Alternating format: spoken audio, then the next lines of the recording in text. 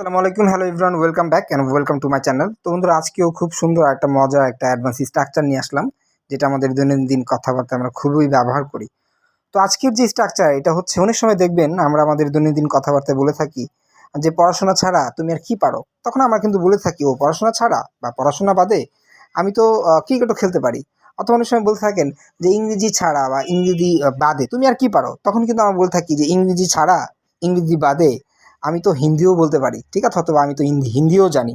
অথবা অনেক সময় বলে থাকেন যে পড়ানো ছাড়া বা পড়ানো বাদে তুমি আর কি জানো। তো পড়ানো ছাড়া, পড়ানো বাদে আমি তো ঘরের কাজও করতে পারি। দেখেছেন, আমরা কিন্তু আমাদের দৈনন্দিন কথাবার্তায় এই ধরনের বাক্য ব্যবহার করি। অথবা অনেক সময় বলে থাকেন যে গান করা ছাড়া বা গান করা বাদে তুমি আর কি জানো। তো গান করা ছাড়া বা গান করা বাদে আমি কিন্তু নাচতেও পারি, ঠিক আছে। তো এটার জন্য এই যে কোনো কিছু ছাড়া বা কোনো কিছু বাদে, এটার জন্য কোন ওয়ার্ড অথবা কানেক্টর বলতে পারেন, অথবা কোনো অ্যাডভান্স স্ট্রাকচার বলতে পারেন ব্যবহার করবেন। এটা হচ্ছে আপনার অ্যাপার্ট ফ্রম। অ্যাপার্ট ফ্রম এটা অর্থ হচ্ছে বাদে বা ছাড়া। তো অ্যাপার্ট ফ্রম এটার পরে অবশ্যই যদি আপনার কোনো ওয়ার্ড দেখাতে চান, তাহলে কিন্তু আপনি ওয়ার্ড দিতে পারেন। আর যদি অবশ্যই এটাকে আপনার ভার্ব দেখাতে চান, তো ভার্ব তো এখানে দেওয়া যাবে না।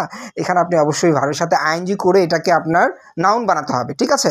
আর যেহেতু ভার্বের সাথে যখন আমরা আইএনজি করি, তখনই কিন্তু এটা অনেক সময় জিরানের কাজ করে। তো এটাকে আপনার অ্যাপার্ট ফ্রমের পরে অবশ্যই কোনো একটা আপনার ওয়ার্ড দিতে হবে, এটা নাউন হতে হবে অবশ্যই, ঠিক আছে। তারপর আপনি চাইলে কোনো পজিটিভ সেন্টেন্স দিতে পারেন অথবা কোনো নেগেটিভ সেন্টেন্স দিতে পারেন। তো চলুন আমি আপনাদের জন্য আগে একটা উদাহরণ দিই, এটা আমাকে অবশ্যই একটু কমেন্ট করে জানাবেন। তো আমি আপনাদের বলছি যে তোমার বোন ছাড়া বা বাদে তোমার আর কে কে আছে, ঠিক আছে। এইটা আমাকে অবশ্যই একটু কমেন্ট করে জানাবেন। আর চলুন আপনাদের জন্য ফটাফট কয়েকটা উদাহরণ নিয়ে নিই। তো প্রথমটা হচ্ছে যে পড়াশোনা বাদে বা পড়াশোনা ছাড়া আমি ক্রিকেটও খেলি। আমি ক্রিকেটও খেলি। কীভাবে বলবেন?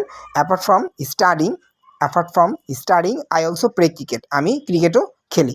তারপর বলতে পারেন যে ইংরেজি ছাড়া বা ইংরেজি বাদে, এখানে কিন্তু জাস্ট ওই নাউন দিয়ে করছি, ঠিক আছে, যে কোনো ওয়ার্ড দিয়ে করছি। কীভাবে বলবেন? অ্যাপার্ট ফ্রম ইংলিশ, মানে ইংরেজি বাদে বা ইংরেজি ছাড়া আই অলসো নো হিন্দি। আমি হিন্দিও জানি, অথবা I can speak Hindi.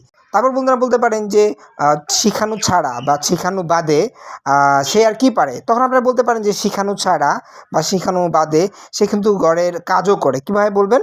Apart from teaching, apart from teaching she also does household chores, she also does household chores. তারপর বলতে পারেন যে গান গাওয়া ছাড়া বা গান গাওয়া বাদে আমি তো নাচতে পারি ভাই। কীভাবে বলবেন?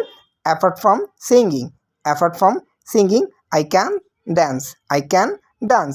তারপর বলতে পারেন যে পড়াশোনা ছাড়া বা পড়াশোনা বাদে আমি তো ইংরেজি মুভি দেখা পছন্দ করি। কীভাবে বলবেন? Apart from studying, apart from studying I like watching English movie, I like watching English movie. তারপর বলতে পারেন যে এটা ছাড়া বা এটা বাদে ওটা আমাকে দাও। কীভাবে বলবেন? Apart from this, apart from this get me that one, get me that one. তো বন্ধুরা চলুন একটা নেগেটিভ সেন্টেন্সও দিয়ে দিই, তাহলে কিন্তু আপনারা বুঝতে পারবেন, নেগেটিভ সেন্টেন্সও করতে পারবেন। আপনি বলতে পারেন যে খেলাধুলা ছাড়া বা খেলাধুলা বাদে তুমি তো আর কিছুই পারো না, ঠিক আছে। কীভাবে বলবেন? যে apart from playing, apart from playing you can't do anything. তুমি তা কিছু করতে পারো না, ইউ কান্ট ডু এনিথিং। তো এভাবে করে কিন্তু আপনার যে অ্যাপার্ট ফ্রম, এটাকে আমরা কিন্তু খুব সুন্দর করে ব্যবহার করতে পারি আমাদের দৈনন্দিন কথাবার্তায়। তো বন্ধুরা আজকের জন্য এই পর্যন্তই। Till then take care, keep practising, have fun, and আসসালামু আলাইকুম।